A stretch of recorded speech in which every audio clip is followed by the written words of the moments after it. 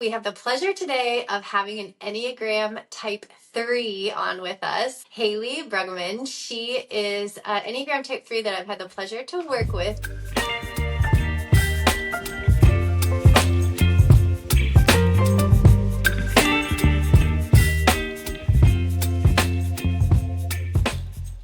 Hey everyone, welcome back to the podcast. Today we are going to continue our interviews with the different Enneagram types. So we have the pleasure today of having an Enneagram Type 3 on with us, Hailey Bruggeman. She is an Enneagram Type 3 that I've had the pleasure to work with in multiple different areas. She's on the SDDHA board with me. She is an adjunct at USD, and it has just been a pleasure getting to work with her. Fun fact, a little bit, I am also a really high scoring Enneagram 3, like 8. I'm an Enneagram 8 by definition, I guess. But I also score high with 3. So I think me and Hailey sort of have a lot in common in that way. So I'm excited for this conversation because I kind of connect with some of these things too. So I'm just going to really quickly introduce the Enneagram Type 3. The Type 3 is known as the achiever, and they are driven by deep desire for success, recognition, and accomplishment.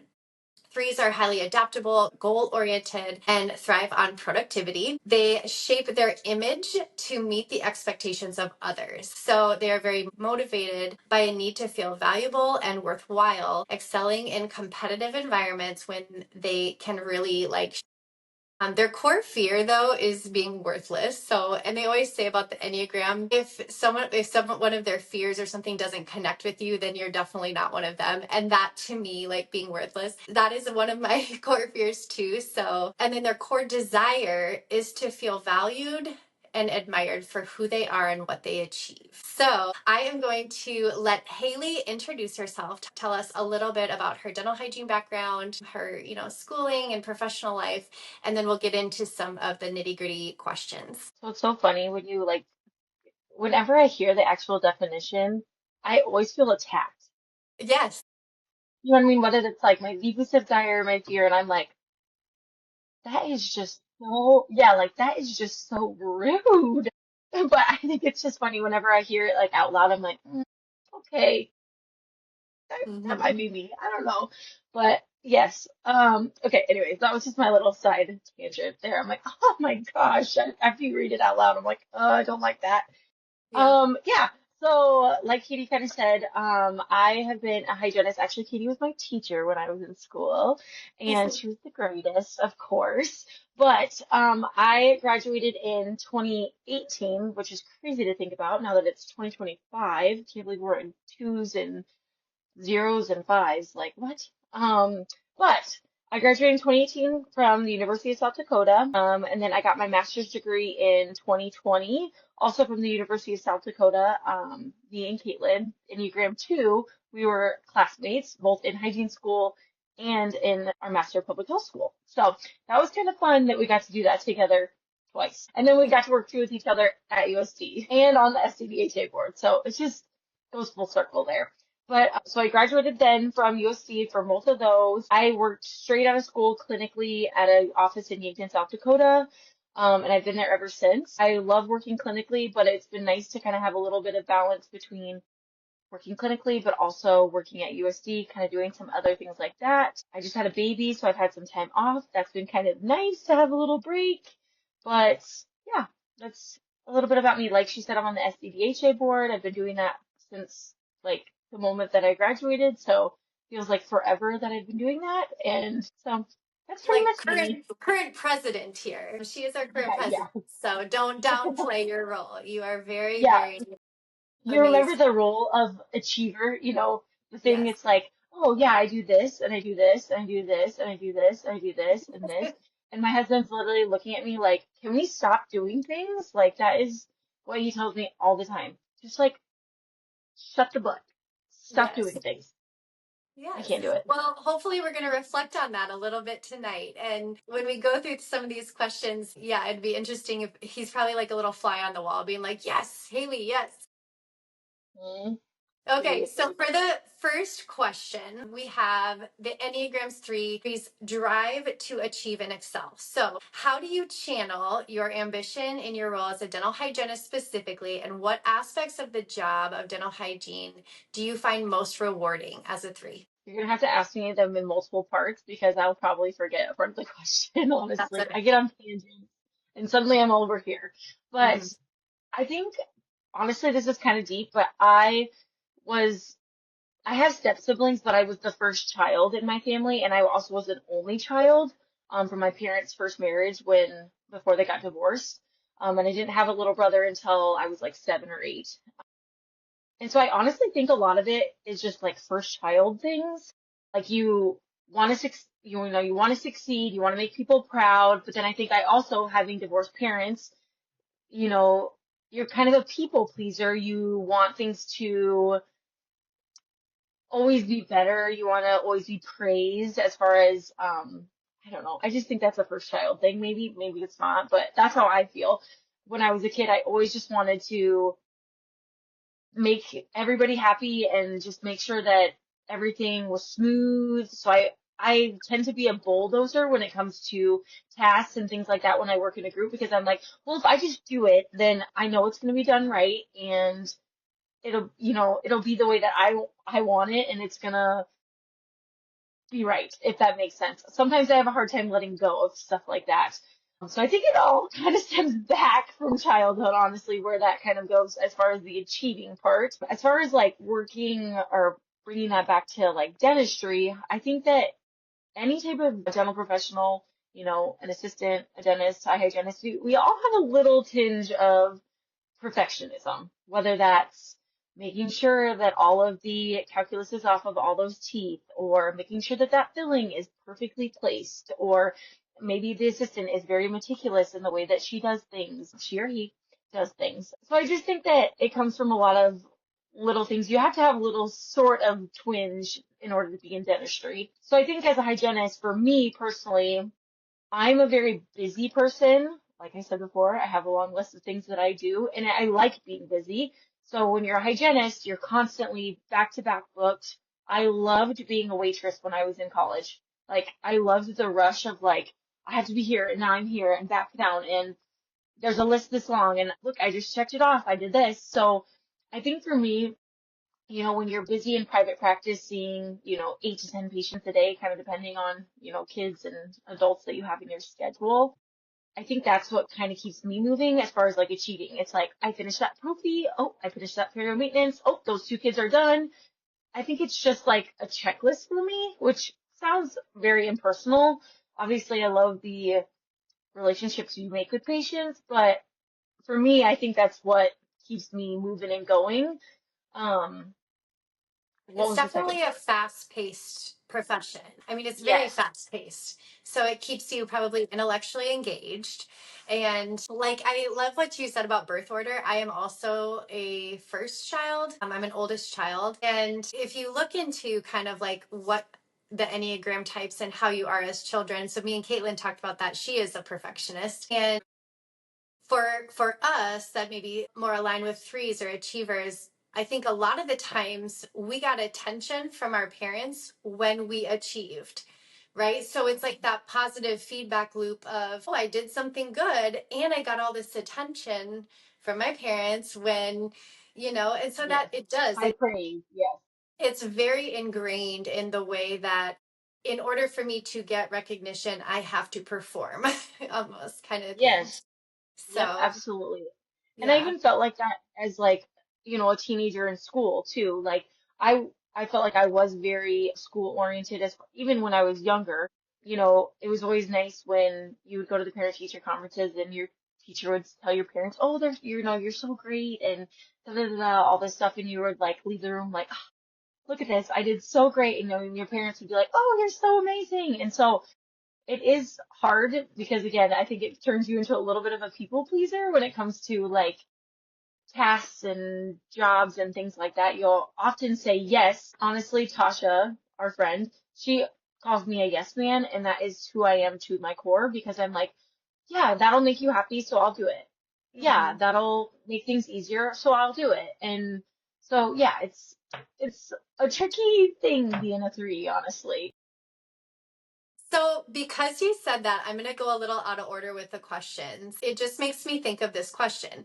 So, threes are known to be able to adapt really well to meet expectations. So, based on what you just said, have you ever found yourself kind of like adapting or adjusting your approach to either patients or employers just to meet your needs or their needs? And then, how do you balance like being authentic to yourself and being adaptable?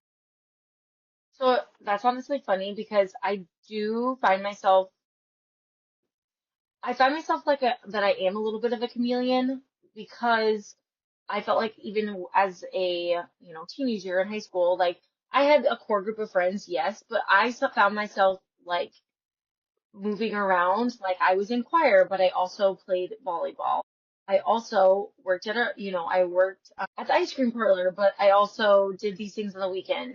Like I just found myself lucratively moving through a lot of these like groups of people, and I might have not been like best friends with everybody, but I was always moving throughout groups of friends, I felt like, which is great. I think it was good experience as far as like activities and things like that. But I also a lot of times I felt like was very lonely because I didn't feel like I had a very, very best friend or, two good friends that I was like, I'm with them every single day, like me to my inner core.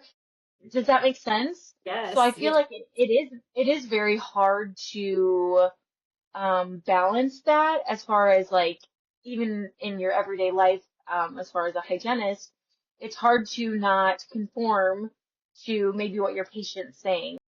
I hate when people bring up politics in the dental chair. It's awkward, it's weird, but I find myself a lot of times just being like, yeah, I agree because I'm just like I don't want to fight with you. A, please do not fight with me.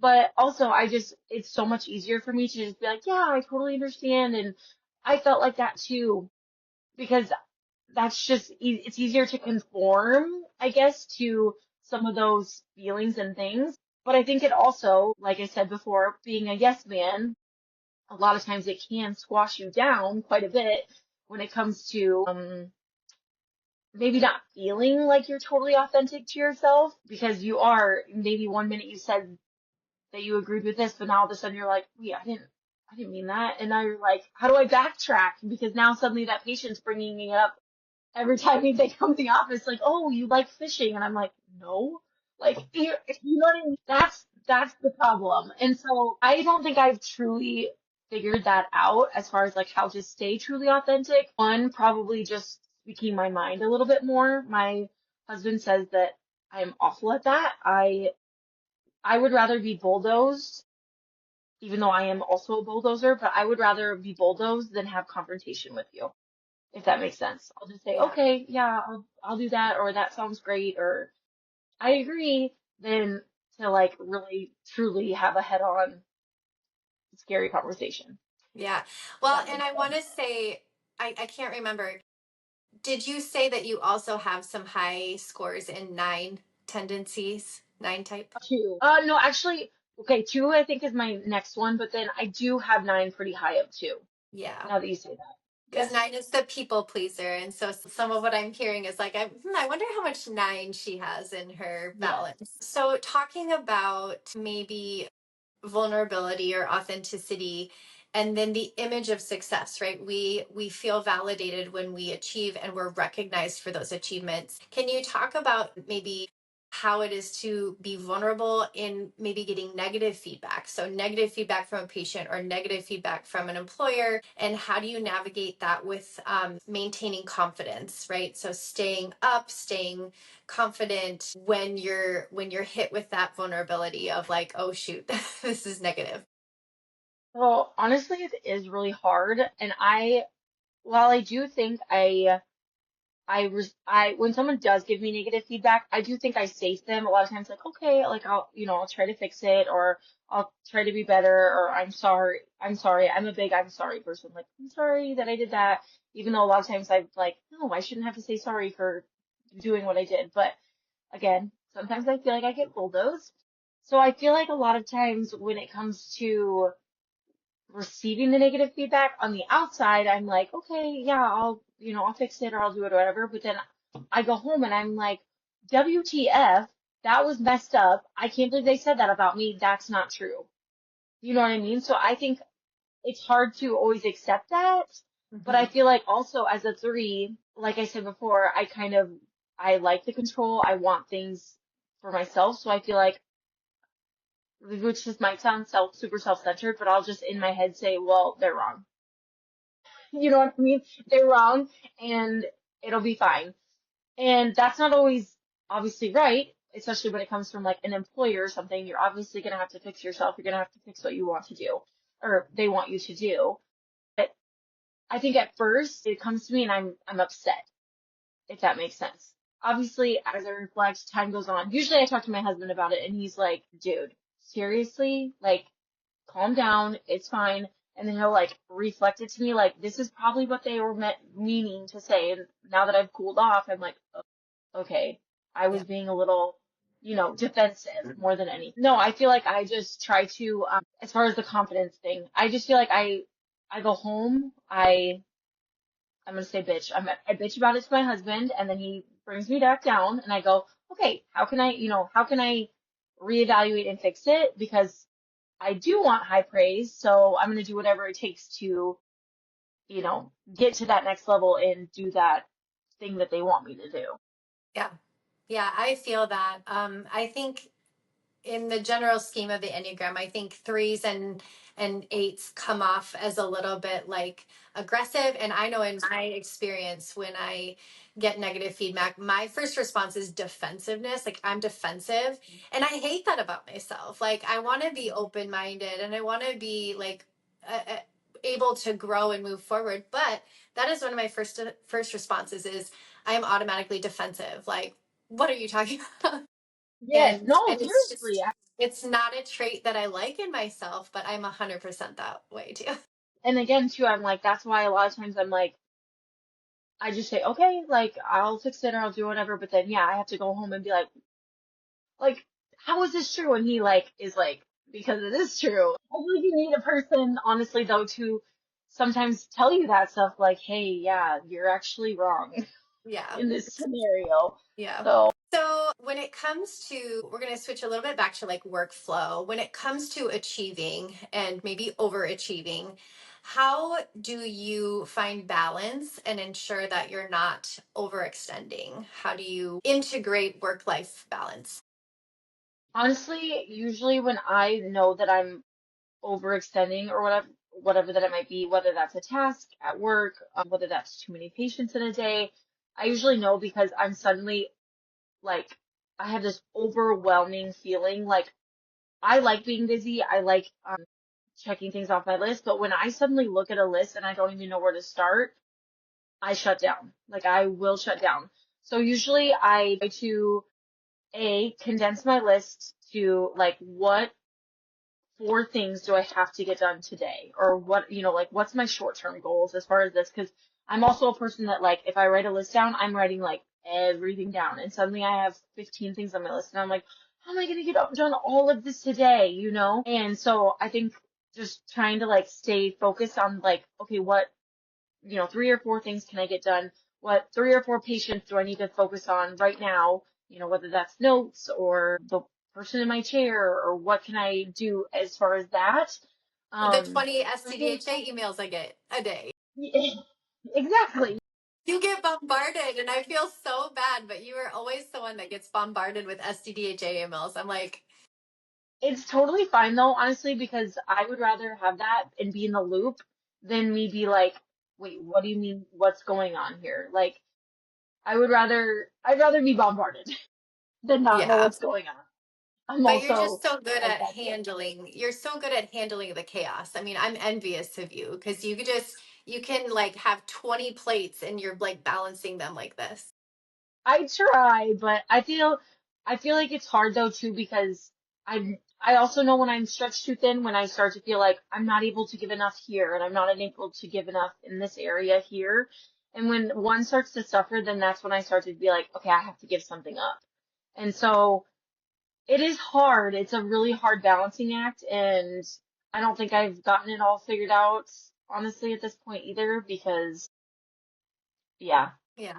it It's is hard. hard. It And it's is. hard to say no. It's hard to say no when it's stuff that you care about, whether that's like a task with SDDHA or, even something in my personal life. There's been times where I'm like, oh, well, I can't do that because I've already committed to 5 of these other things this month and I also want to see my children, so it is hard to, say no, but also be like, okay, I have to prioritize, my family or whatever that I think is the most important that month or that week. So. I don't think I have it figured out as far as what's the right answer with that. Yeah. Okay. So, last question. Threes are typically natural leaders, and I see that in you, obviously, with SDDHA and everything you've done. In your office or in SDDHA, can you talk about the leadership roles that you've taken on and how they shape your approach to like leading or mentoring others? It's a loaded question.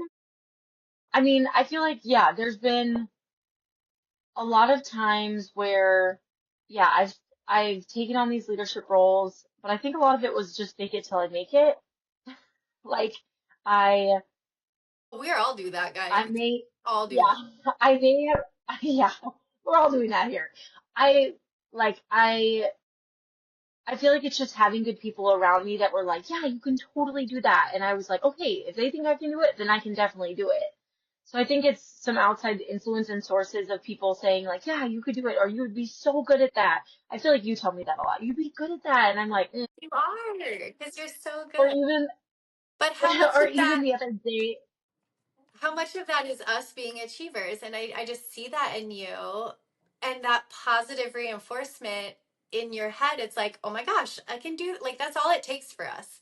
One person to yes, say, you can do this, and we're like, yes, I can. I mean, I think yes, that's a exactly, strength. which is I so think that's a crazy. strength.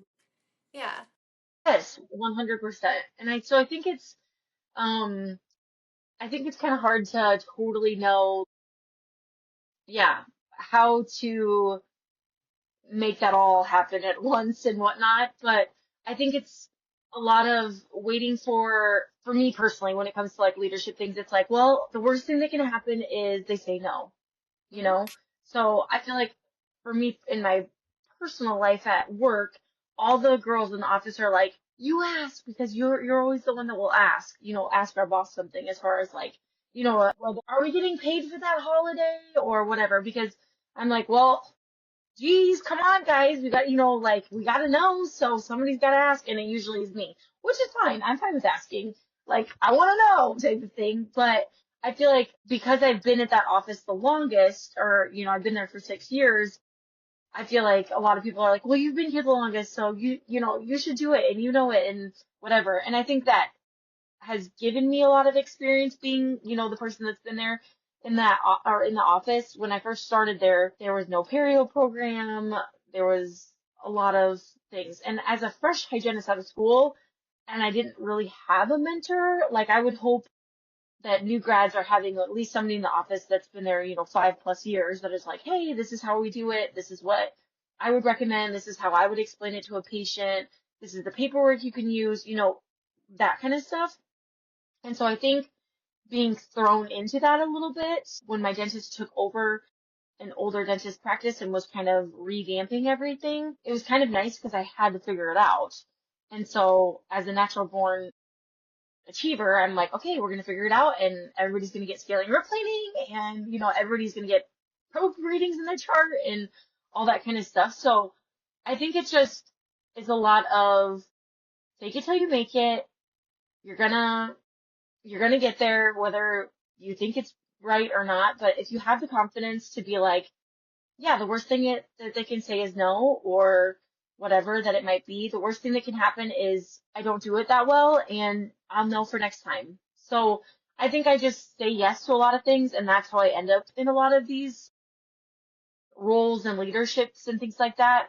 While it can be exhausting, I think that a lot of it wouldn't have gone to this point as far as roles that I'm in and, pay raises or whatever that it might be, because I wasn't afraid to ask and I wasn't afraid to say, yes, I'll do it or I'll try it or whatever that it might be.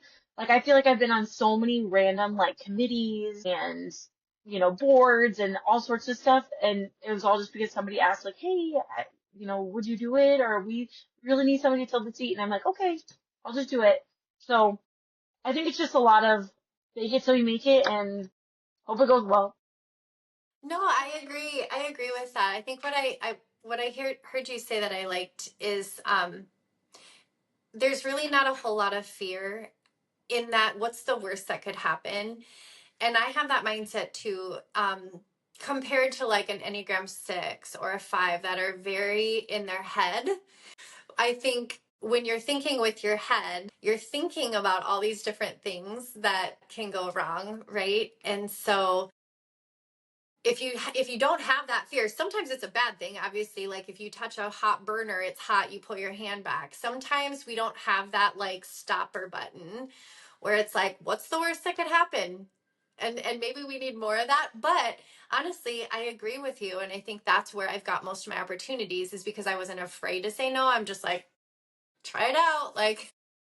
Yes, exactly. And I think that, yeah, I think a lot of times, honestly, it's funny because my mom and my sister, I feel like have my stepsister, I feel like they have a little bit more like reservedness to them. Like my mom has anxiety and my sister's like, I'm not doing that. That gives me like major, like I'm freaking out now type of thing. And so I think, and they're always say to me like, you are not worried about anything. You will do anything. Like you'll put yourself in like the craziest situations and all this stuff. I'm just like, because like, again, what's going to happen? Like, like, I'm going to go do that. Am I going to like fall off a cliff? Like, no. What's the worst that could happen? Like, I mean, in all honesty, yeah, could I fall off a cliff? But probably not. I'm in South Dakota. So, Yeah. like, I think that that's kind of half of the battle is just being okay with saying yes to things. And also, I think we talked about leadership too, is encouraging other people to just do it too. Like, I feel like a lot of times I'm like, I'll do it. Like, I'm going to do it. You should come with me. Or Mhm. like, and I think that's the best thing you can do if you're trying to mentor people or, whatever that it is. Or like, hey, I listen to you talk to your patient about SRP. This is what I do. Maybe you could try it like that next time and it won't feel like so awkward or, however that person felt like, oh, I just feel like I can't explain it or whatever. Like, hey, this is what I do or this is what I've tried and it seems to work well. I Because think again, there's a it's like, lot to that because try I it. think we're less scared. Less can go wrong if you're doing it with somebody, right? And I feel like that we have that advantage on the SDDHA board is like if we can go at a meeting together with two or three people, it's like there's power in numbers and then you don't have to Yes. be as afraid. So like if you have somebody like you who's like, yeah, let's go do it. And you bring somebody along that does have a little bit more reserved anxiety about stuff, that could be really meaningful for them because then they can kind of see, oh, that Yes. wasn't so bad. It didn't go Yes. that bad. So I Hmm. love that. And yes, I totally agree. Like, I think the best thing you can do is if you are somebody that's more reserved, you need to link up with someone that's a little bit more like, let's just do it. It's fine. Like, I always say that all the time. It'll be fine. Let's just do it. It'll be fine. That's my like number one word. My mom's like, it's not gonna be fine. I'm like, it's gonna be fine. Let's go. Like, get in the car. We're going. And so, yeah, I think that's the best thing that you can do if you are somebody that's more reserved is like try to find somebody that like isn't as reserved. And even like I feel like when I first was out of school, I feel like I really clung to Tasha because I feel like she's also kind of like that. She isn't as reserved. She puts herself in all these situations. She's on in all these boards. And so I feel like I was like, can I just like come with you? And so, and I was thankful that she said yes, or like, you can come with me, or I'll share my stuff with you, or whatever that it was. And so I feel like I was lucky that I did have somebody like that. And so, and even with you too, like you help me all the time with stuff. Duh. So I think it's just like, I think it's just one of those things. Like, and even for you, like, I feel like this is so, like, such a cool thing. Like, you've got your podcast, and I always see you on TikTok, and I'm always just, like, so proud of you. Like, because it is a scary thing to put yourself out, like, on the internet. It's, to, like, for people to comment on and, criticize your opinions or whatever that it might be. So, I mean, that's a huge thing. And so good for you. Like It is. to Well, be able thank to you. say like, it's fine. What's the worst thing that can happen? Yeah. It's so funny that your mom says that to you because my like go-to saying is it is what it is. Like I always say that if we're like if I'm at my mom's house and I say that, she's like, "You always say it is what it is." And I'm like, "Because it is." Like it is Like, what it what do you is. want me to do? Yeah, it's What not is gonna like, nothing's gonna happen. Like, I don't know what else you want me to do. I know, Yeah. I'm like, it'll be fine. It's gonna be fine. Yeah, I love that. Okay, well, thank you so, so much. I really enjoyed this, especially just because I relate to a lot what you're saying. So I appreciate your time for coming on. And we will be talking next week about Enneagram 4. So make sure you tune in and we will be talking about Enneagram 4s, which are the individualists, kind of like the opposite of us. But so yeah, so I just appreciate your time. If you enjoyed this, please like, share, subscribe, and we will see you on the next one.